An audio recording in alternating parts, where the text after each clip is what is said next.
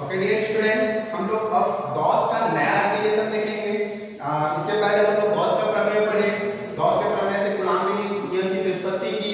अब उसके पश्चात हम एक और डेरिवेशन पढ़े, अनंत लंबाई की चालक तार के कारण विद्युत क्षेत्र पढ़े।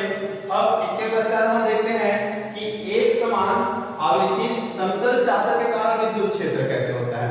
तो हमको एक चादर लेनी है, ठीक है, एक चादर लेनी है। वो भी चादर कैसे रहता है, आयताकार होता है, ठीक है। तो चादर लेकर उस पर उसको आवेशित करना है। आवेशित करना है मतलब ये है कि उस पर धन आवेश जो है समान रूप से वितरित कर देना है आपको, ठीक है। तो यहाँ धन आवेश को हम लोग समान रूप से वितरित कर देते हैं, ठीक है। अब उस पर एक केंद्र ले लेते हैं O, ठीक है, उसका केंद्र O हो गया। अब O से R दूरी पर हमको एक बिंदु P लेनी है जहां पे हमको विद्युत क्षेत्र की तीव्रता ज्ञात करनी है, ठीक है। R दूरी पर एक बिंदु P ले लिए जहां पे हमको विद्युत क्षेत्र की तीव्रता ज्ञात करनी है। अब हमारा जो चादर होता है दो पृष्ठों से मिलकर बना होता है। जैसे कि यहाँ एक चादर समझिए, तो चादर को ये वाला लेयर जो होता है आप लोग सब जानते हैं बहुत ही थीन होता है, और थीन होने के कारण ये वाला लेयर हम नेग्लिजिबल मान लेंगे। अब उसके पश्चात देखते हैं कि ये वाला लेयर और ये वाला लेयर दो पृष्ठ हो गया हमारे पास, और दोनों पृष्ठ में जो है धन आवेश समान रूप से वितरित है, ठीक है। लेकिन धन आवेश के कारण हम लोग पहले वाले क्लास में पढ़ चुके हैं कि धन आवेश के कारण जो विद्युत क्षेत्र होता है वो बाहर की ओर निकलता है, जो विद्युत क्षेत्र का डायरेक्शन होता है वो बाहर की ओर होता है, ठीक है। तो यहाँ देखेंगे अगर तो विद्युत क्षेत्र एक इधर भी बनेगा और एक विद्युत क्षेत्र इधर भी बनेगा। बोलने का मतलब यह है कि दोनों पृष्ठ के कारण विद्युत क्षेत्र उत्पन्न होगा, ना कि एक ही पृष्ठ के कारण, ठीक है। तो दोनों के कारण उत्पन्न हो रहा है विद्युत क्षेत्र, इसीलिए हम लोग इधर भी एक बिंदु P लेंगे, P डैश लेंगे, जिसके कारण विद्युत क्षेत्र हम लोग ज्ञात करेंगे, ठीक है। तो यहाँ भी एक R दूरी पर एक बिंदु P डैश ले लेते हैं, ठीक है, जिसके कारण हमको क्या ज्ञात करना है, विद्युत क्षेत्र ज्ञात करना है। जहां पे हमको विद्युत क्षेत्र ज्ञात करना है P और P डैश पर, ठीक है। अब क्या करना है आपको, P डैश से लेकर P तक एक बेलन का निर्माण करना है, एक बेलन का निर्माण करना है, ठीक है। यहां देखिए लंबाई क्या है यहाँ पे बेलन का, P से लेकर P डैश, ठीक है। अब इसके पिछले वाले क्लास में भी बताया था बेलन में तीन पृष्ठ प्राप्त होते हैं। कौन कौन से पृष्ठ, एक S1, दूसरा S2 और तीसरा होता है कौन सा, S3, ठीक है। अब तीन पृष्ठ हम लोगों को मिल गया, S1, S2 और S3। अब इन तीनों पृष्ठों से जो फ्लक्स गुजरेगा उसकी वैल्यू को हमको कैलकुलेट करना है, ठीक है। अब फ्लक्स का जो डेफिनेशन होता है या उसका फार्मूला जो होता है E phi = E ds cos theta होता है, इसके पिछले क्लास में पढ़े थे, ठीक है। और ये फ्लक्स जो है इसको हम लोग बोलते हैं विद्युत क्षेत्र, ठीक है, और इसको बोलते हैं क्षेत्र सदिश। और ये जो थीटा होता है इन दोनों के बीच का कोण होता है, ठीक है। तो हम देखते हैं यहाँ तीन पृष्ठ मिला है और तीनों पृष्ठ में जो है इन दोनों के बीच का एंगल क्या क्या है पहला फाइंड आउट कर लेते हैं, उसके पश्चात टोटल फ्लक्स की मात्रा को कैलकुलेट करेंगे, ठीक है। तो पहला पृष्ठ S1 ये है, ठीक है, S1। अब मैं बताया था जो क्षेत्र सदिश होता है पृष्ठ के लंबवत गुजरता है, ठीक है। तो ये S1 हो गया आपका, ये क्षेत्र सदिश पृष्ठ के लंबवत गुजर रहा है। और यहाँ देखिए विद्युत क्षेत्र की डायरेक्शन भी इधर है, बाहर की ओर है। तो यहाँ जो S1 और विद्युत क्षेत्र के बीच का एंगल है वो 0 डिग्री है, समांतर है इसलिए, ठीक है। अब नेक्स्ट वाला देखते हैं S2, ये है आपका S2, ठीक है, पृष्ठ नंबर सेकंड ये है। अब इसमें हम क्षेत्र सदिश बनाते हैं, तो क्षेत्र सदिश जो है इसके लंबवत गुजरेगा, तो लंबवत गुजरेगा तो इसका जो दिशा होगा ऊपर की ओर होगा, ठीक है। अब लेकिन विद्युत क्षेत्र का डायरेक्शन या फिर इधर होगा या फिर इधर होगा। अगर इधर को लेते हैं तो इसका डायरेक्शन इधर होगा और इधर को लेते हैं तो डायरेक्शन इधर होगा, ठीक है। लेकिन दोनों कंडीशन में आप देख लेंगे कि विद्युत क्षेत्र के साथ जो होता है क्षेत्र सदिश 90 डिग्री बना रहा है, ठीक है, दोनों कंडीशन में 90 डिग्री बना रहा है। अब तीसरा वाला सिमिलरली S1 के जैसे है, यहाँ तीसरा S3 बना दिए, S3 का डायरेक्शन किधर है, लंबवत होने के कारण विद्युत क्षेत्र भी बाहर की ओर है, ठीक है, तो दोनों के बीच का एंगल 0 डिग्री हो जाएगा।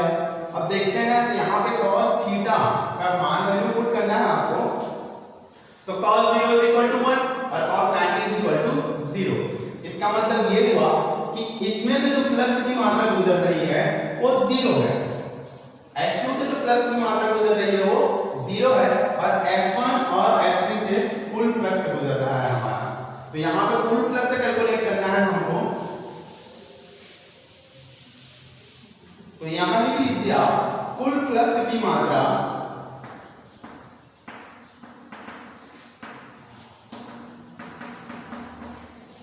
फाई इज इक्वल टू, ठीक है, कुल फ्लक्स की मात्रा फाई, यहां देखिए कुल मैं कर चुका हूं, तो यहां पे आपको लिखना है ई इंटीग्रेशन ऑफ ds1 क्योंकि s1 से गुजर रहा है, ठीक, प्लस ई इंटीग्रेशन ds3, ठीक है, इससे भी गुजर रहा है, लेकिन S2 से गुजरने वाली टोटल संख्या आपका क्या हो चुका है, 0 हो चुका है, ठीक है। तो अब यहाँ E को कॉमन कर लीजिए, तो E कॉमन हो जाएगा, integration of ds1 plus integration of ds3, ठीक है, ये आ जाएगा। अब हमको ये देखना है कि इंटीग्रेशन ऑफ ds1 और ds3 का वैल्यू कितना होगा, ठीक है, तो हम ये देखते हैं, हमको निकालना किससे है, चादर से है, ठीक है, और चादर में धन आवेश समान रूप से वितरित है, और ये जो चादर है उसका एरिया क्या होगा, वक्र पृष्ठ क्या होगा, इसका वक्र पृष्ठ नहीं बोला जाता, क्या बोला जाता है, इसका क्षेत्रफल बोला जाता है, ठीक है, तो इसका क्षेत्रफल क्या होगा, a होगा, इसीलिए हम लोग चादर का क्षेत्रफल को लेंगे, चादर का जो क्षेत्रफल है उसको a लेंगे, ठीक है, तो यहाँ ds1 और ds3 मतलब इंटीग्रेशन ऑफ ds1 और इंटीग्रेशन ऑफ ds3 भी क्या आ जाएगा आपका, a आ जाएगा, ठीक है, तो यहाँ पे a पुट करेंगे तो आपका वैल्यू आएगा phi is equal to e a plus a।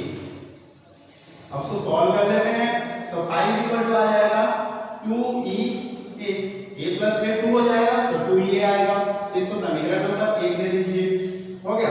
अब इसके पहले वाले क्लास में हम लोग गॉस का नियम पढ़े थे, जिसमें था गॉस का नियम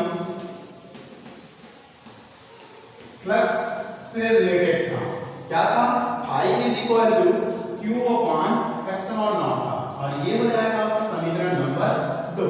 अब यहां कंपेयर कीजिए, लेफ्ट हैंड साइड और लेफ्ट हैंड साइड को कंपेयर कीजिए, दोनों का वैल्यू फाई है और दोनों बराबर है, बराबर होने के पश्चात यहां पे हम लोग फाई की जगह में राइट हैंड साइड को कंपेयर करके लिख सकते हैं q upon epsilon naught is equal to 2e a, ठीक है।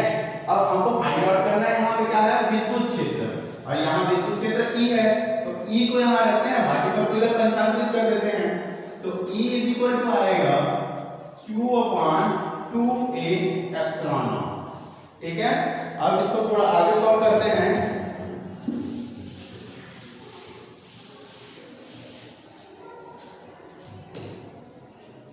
आगे सॉल्व करेंगे तो हमको एक महत्वपूर्ण तथ्य जानना है, जो पिछले साल बोर्ड में 1 नंबर क्वेश्चन में पूछा गया था, पृष्ठ आवेश पृष्ठीय आवेश घनत्व, ठीक है, जिसे सिग्मा द्वारा डिनोट किया जाता है, और सिग्मा इज इक्वल टू होता है q अपॉन a। अब इसकी परिभाषा पूछी गई थी पिछले साल बोर्ड परीक्षा में, तो a को हम लोग एकांक मान लेंगे, हम a1 की फार्मूला कई बार परिभाषा इस प्रकार बना चुके हैं, तो क्षेत्रफल को आपको एकांक मानना है या एक रखना है, तो आप देख रहे हैं sigma is equal to q आ जाएगा, और q क्या है आपकी आवेश की मात्रा, और सिग्मा क्या है पृष्ठीय आवेश घनत्व, ठीक है। तो एकांक क्षेत्रफल पर उपस्थित आवेश की मात्रा को पृष्ठीय आवेश घनत्व कहते हैं। परिभाषा ध्यान से सुनिए, एकांक क्षेत्रफल पर उपस्थित आवेश की मात्रा को पृष्ठीय आवेश घनत्व कहते हैं। अब इसके मान को हम सिग्मा के जगह पे q अपॉन a के जगह पे सिग्मा रख देंगे। यहाँ देखिए q अपॉन a दिया हुआ है, ठीक है, तो E is equal to sigma upon आ जाएगा 2 एप्सिलॉन नॉट, और ये जो है एक समान आवेशित समतल चादर के कारण विद्युत क्षेत्र का व्यंजक है, ठीक है। अब इसमें नेक्स्ट टॉपिक और इस यूनिट का आखिरी टॉपिक पढ़ लेते हैं हम।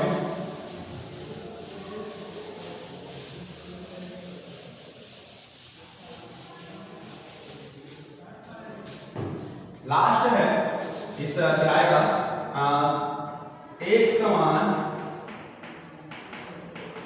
आवेशित गोलीय खोल या कवच के कारण विद्युत क्षेत्र। सिंपल है और इम्पोर्टेंट भी है, कई बार पूछा गया है, ठीक है। तो अब फिर से वही काम करेंगे। हमको यहाँ पे देखिए क्या बोला गया है, गोलीय कवच बोला गया है। तो हमारा जो अभी जो हमारा जो वस्तु होगा किस प्रकार होगा, गोल होगा। तो फिर वही इतना है कि माना कि एक गोलाकार सरफेस है या वस्तु है जिसका केंद्र O है और जिसकी त्रिज्या क्या है, R है, ठीक है।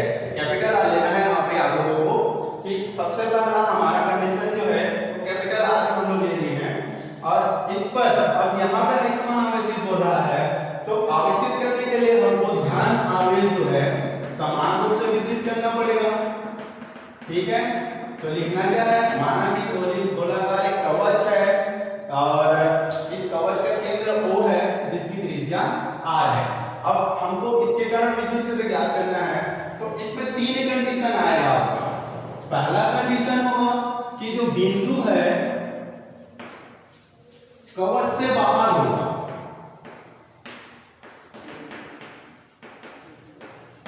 ठीक है। और दूसरा कंडीशन होगा बिंदु जो है उसके पृष्ठ पर होगा।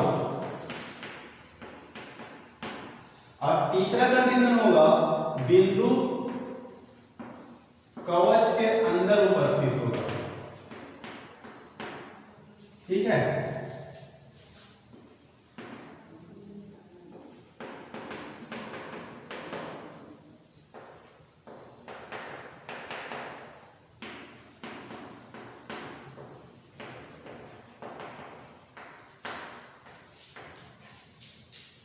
तीन कंडीशन में आएंगे यहाँ पे।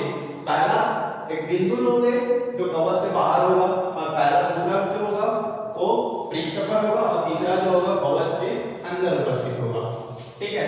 तो सबसे पहला कंडीशन हम लोग फॉलो करते हैं, कवच के बाहर है, ठीक है। तो लिखना क्या है, कवच से बाहर है। तो बाहर होने पर भी हम क्या करेंगे, माना कि एक बिंदु P है, O से R दूरी पर एक बिंदु P है जहां पे हमको विद्युत क्षेत्र की तीव्रता ज्ञात करनी है, ठीक है। तो यहां हम क्या करेंगे कि R त्रिज्या, यहां देखिए स्मॉल r लिख दिया हूं मैं, ठीक है। तो स्मॉल r त्रिज्या का एक और गोला का निर्माण करेंगे, हो गया। तो यहां लिखना है आपको कि स्मॉल r या R दूरी पर एक गोले का निर्माण करते हैं जिससे गुजरने वाला flux phi is equal to क्या हो जाएगा, E ds cos थीटा, ठीक है। क्या हो जाएगा, E ds cos theta. Theta is equal to, इसका भी वक्र पृष्ठ यहाँ छोटा ले लेंगे तो ये बाहर की ओर बनेगा इसका वक्र पृष्ठ। अब विद्युत क्षेत्र भी बाहर की ओर, क्योंकि प्लस q चार्ज है यहाँ पे, तो थीटा इज इक्वल टू क्या पुट करोगे, 0 डिग्री, ठीक है। तो 0 डिग्री पुट करने के कारण ये आ जाएगा फाई इज इक्वल टू, यहां साइक्लिक इंटीग्रेशन लगाना है, तो फाई इज इक्वल टू आएगा इंटीग्रेशन ऑफ dx, ठीक है। और गोले का वक्र पृष्ठ क्या होता है, 4 पाई r स्क्वायर, ठीक है। तो फाई इज इक्वल टू आ जाएगा E is equal to 4 pi r square. अब यहां ध्यान देने वाली बात यह है कि यहाँ जो त्रिज्या है वो स्मॉल r है, क्योंकि ये जो बिंदु है r दूरी पर है, मतलब कवच से बाहर है, ठीक है। तो आपका ये आएगा 4 pi r square, small r लिखना है हम लोगों को, कौन से कंडीशन में, कवच के बाहर वाले कंडीशन में, ठीक है। तो अब यहाँ फाई का जो वैल्यू है वो आपको कहां से मिलेगा, इसको समीकरण नंबर 1 दे दीजिए, ठीक है। फिर उसके पश्चात गॉस के नियम क्या होता है, गॉस का नियम होता है phi is equal to q या फिर यहाँ रखें या फिर यहाँ रखें, दोनों में कहीं भी रख सकते हैं फाई का मान। तो यहाँ आ जाएगा q upon epsilon naught is equal to e 4 pi r square. ठीक है, अब हमको ज्ञात करना है विद्युत क्षेत्र, तो E को इधर रखेंगे, बाकी इसमें वैल्यू को इधर पक्षांतरित कर देंगे। तो देखिए E इज इक्वल टू आएगा, यहाँ पर देखिए इसको लिख लेते हैं पहला 1 अपॉन 4 पाई एप्सिलॉन नॉट हो गया 4 पाई, और ये हो गया एप्सिलॉन नॉट, और यहाँ Q है तो Q अपॉन r स्क्वायर, ये नीचे आ जाएगा तो Q अपॉन r स्क्वायर। ये कवच के बाहर के कंडीशन में है। ठीक है, अब आपको बोला जाएगा कि बिंदु जो है उसके पृष्ठ पर है, तो देखिए इस बिंदु को अब मैं यहां पे ले आऊंगा, तो O से कितने डिस्टेंस पर हो जाएगा, ये r ना होकर क्या हो जाएगा कैपिटल R। दैट मींस ये बोलना है कि दूसरे वाले कंडीशन में r बराबर स्मॉल r हो जाएगा। तो आपको कुछ और करना नहीं है, इस r के जगह पे कैपिटल R पुट कर देना है। सेकंड वाले कंडीशन को फॉलो करना है, और फॉलो करने के पश्चात इस r के जगह पे आपको कैपिटल R पुट कर देना है। तो क्या आ जाएगा E is equal to 1 upon 4 pi epsilon naught Q upon capital R का स्क्वायर। ये सेकंड कंडीशन को फॉलो कर दिया। ठीक है, अब थर्ड कंडीशन क्या हो रहा है, कवच के अंदर। ठीक है, तो देखिए तीसरा कंडीशन जब आप लोग लेंगे तो कवच के अंदर लेना है, और कवच के अंदर लोगे इसका मतलब ये है कि इसके अंदर जो है आवेश जो है 0 है। आपका आवेश सिर्फ इसके पृष्ठ पर वितरित है, ना कि पृष्ठ के अंदर। ठीक है, जैसे कि आप स्वेटर पहनते हो तो ऊष्मा का आदान प्रदान नहीं होता है, उसी प्रकार अगर आप कवच रखे हो तो कवच होने के कारण यहाँ पे ये प्लस चार्ज है उसका इफेक्ट अंदर की ओर नहीं होगा। मतलब Q इज इक्वल टू आपको 0 लेना है, और Q इज इक्वल टू अगर 0 रख दो यहाँ पे तो आपका विद्युत क्षेत्र का मान कितना आएगा, ये संपूर्ण वैल्यू आपका 0 हो जाएगा। तो तीसरा कंडीशन के अगर फॉलो करते हो मतलब R जो है यहाँ देखो तीन कंडीशन होगा, ये दूसरे टाइप से भी दे सकता है कि R जो है कैपिटल स्मॉल r से छोटा हो सकता है, या फिर R जो है स्मॉल r के बराबर हो सकता है, या फिर R जो है स्मॉल r से बड़ा हो सकता है। अगर बड़ा बोलता है मतलब ये अंदर उपस्थित है, बराबर बोलता है मतलब पृष्ठ पर है, और इस R को बड़ा बोलता है मतलब बिंदु जो है बाहर की ओर उपस्थित है। तो तीसरा वाला कंडीशन में आप Q is equal to 0 put करोगे, और 0 पुट करने के पश्चात आपका विद्युत क्षेत्र का मान आ जाएगा 0। और इस प्रकार इस क्वेश्चन को बनाइए, क्योंकि बोर्ड